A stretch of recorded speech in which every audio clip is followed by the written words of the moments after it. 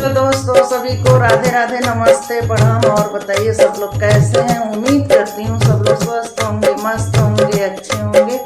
सब लोग अपने अपने कामों में व्यस्त होंगे। इसी तरह हमारा प्यार दुलार सपोर्ट बनाए रखिएगा। हमको ज़्यादा से ज़्यादा सपोर्ट करिए।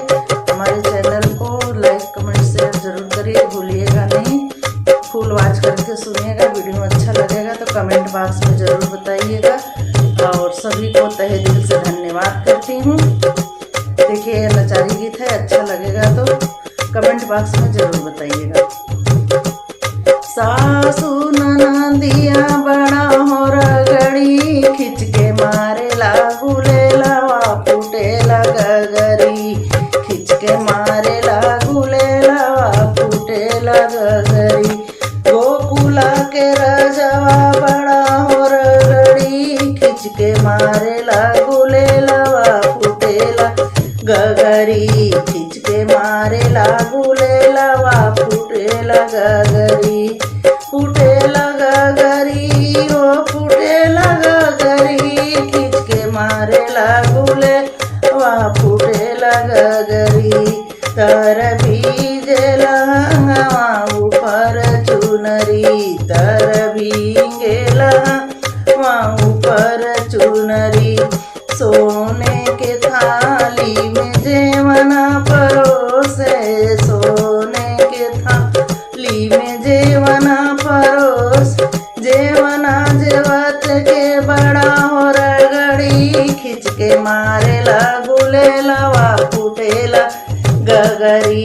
खिंच के मारे लागू ले लवा फूटेला गगरी।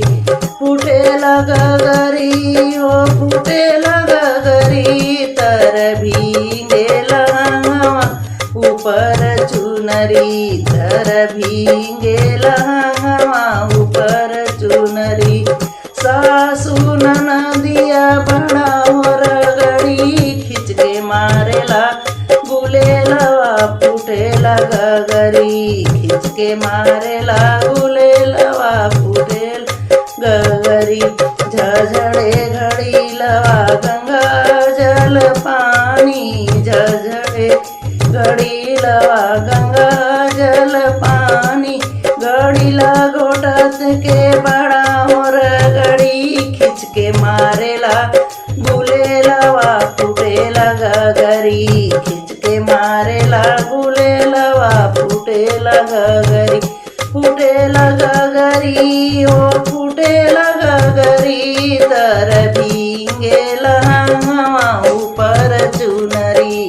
तर भींगेला हवा ऊपर चुनरी। सासू ननदिया बड़ा हो रगड़ी, खिंच के मारेला गुले लवा फूटेला गगरी। खिंच के मारेला गुले लवा फूटेला गगरी। फूटेला गगरी हो फूटेला गगरी। तर भींगेला हवा ऊपर चुनरी। तर भींगेला हवा ऊपर चुनरी।